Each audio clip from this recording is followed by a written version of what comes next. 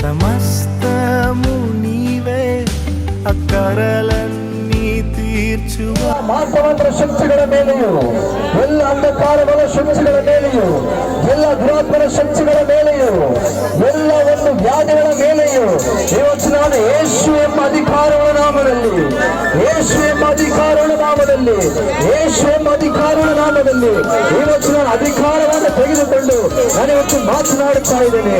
ಎಲ್ಲರೂ ಅಲ್ಲಿ ಮಾಟಮಂತ್ರ ಶಕ್ತಿಗಳಿರ್ಲಿಕ್ಕೆ ಸಾಧ್ಯವಿಲ್ಲ. ಯೇಸು ಎಲ್ಲಿರ್ತಾನೋ ಅಲ್ಲಿ ಒಂದು ಶಕ್ತಿಗಳಿರ್ಲಿಕ್ಕೆ ಸಾಧ್ಯವಿಲ್ಲ.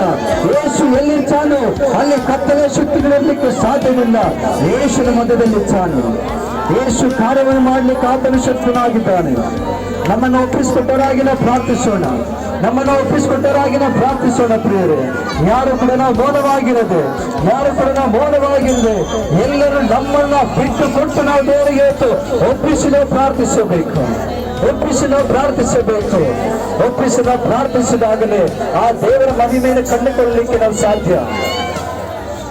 ಯಾವ ರೀತಿ ಅಪೊಸ್ತಲರು ಒಳ್ಳೆಯ ಮನಸ್ಸುಳ್ಳವರಾಗಿ ಎಲ್ಲರೂ ಕೂಡ ಬಾಯಿಗಳ ತೆರೆದು ಯಾವ ರೀತಿ ಅವರು ದೇವರು ಒಪ್ಪಿಸಿಕೊಟ್ರು, ಇವತ್ತು ನಾವು ಕೂಡ ನಮ್ಮ ಬಾಯಿಗಳ ತೆರೆದು ಏಕ ಮನಸ್ಸುಳ್ಳವರಾಗಿ